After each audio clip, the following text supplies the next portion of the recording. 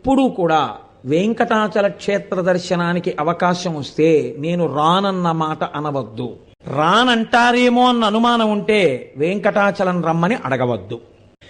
అలా వెంకటేశ్వర స్వామి వారికి రాత్రి దండలు ఒకలా వేస్తే తెల్లవారేటప్పటికి ఒకలా మారిపోయేవి. ఎవరు చేస్తున్నారని ఒక రోజున అనుమానం వచ్చి ఒక మహంత్ గుదిలో నక్కి పడుకున్నాడు చూద్దామని. అర్ధరాత్రి అయ్యేటప్పటికీ అయ్యవారి పాదపీఠం దగ్గర రాయి తొలగి తేజోరూపంలో తరిగొండ వెంగమాంబ గారు వచ్చి హారాలు సరిచేస్తుంటే చూసి మూర్చిపోయాడు. ఇప్పటికీ తేజోరూపులై ఆనందనిలయంలోకి వెళ్ళి ఈశ్వరుణ్ణి సేవిస్తారు. బ్రహ్మగారు, చతుర్ముఖ బ్రహ్మగారు ప్రతిరోజు వెంకటేశ్వర స్వామి వారి పాదాలు కడిగి ఆ పాత్ర అక్కడ ఉంచుతారు. అందుకే రాత్రి నీటి చెంబు ఉంచి తలుపులేస్తారు. ఆ శేషాన్ని సుప్రభాతానికి వెళ్ళిన వాళ్ళకి దర్శనమిస్తారు. అంతటి మహానుభావుడు వెంకటరమణుడు. వెంకటరమణుడు అంటే వెంకటరమణుడే. ఒకరా ఇద్దరా, ఎంతమందితో అనుబంధం. వారం రోజులు కాదు, కొన్ని నెలల పాటు వెంకటరమణుడు భక్తులు చెప్తూ విడితే ఎన్ని యుగాలలో ఎంతమంది ఆ వెంకటాచల క్షేత్ర స్పర్శ చేత పునీతులయ్యారో, ఎంత ఆనందం పొందారో.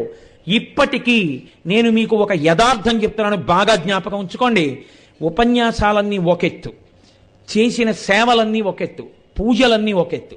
నేను మీకు ఇవాళ ఎన్నడూ నేను చెప్పడానికి ఇష్టపడనటువంటి ఒక ముఖ్యమైన విషయాన్ని నేను మీతో మనవి చేస్తాను.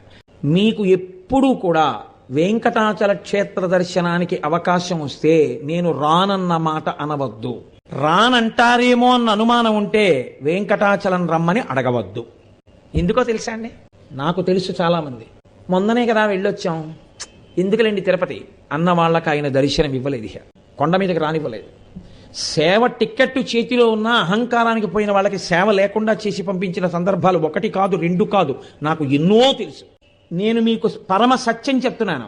ఇప్పుడు నేను చెప్తున్న ప్రసంగాన్ని, మీరు వింటున్న విషయాన్ని వెంకటరమణుడు వింటున్నాడు. మీరు మనసులో స్మరించిన దాన్ని కూడా ఆయన తెలుసుకుంటాడు.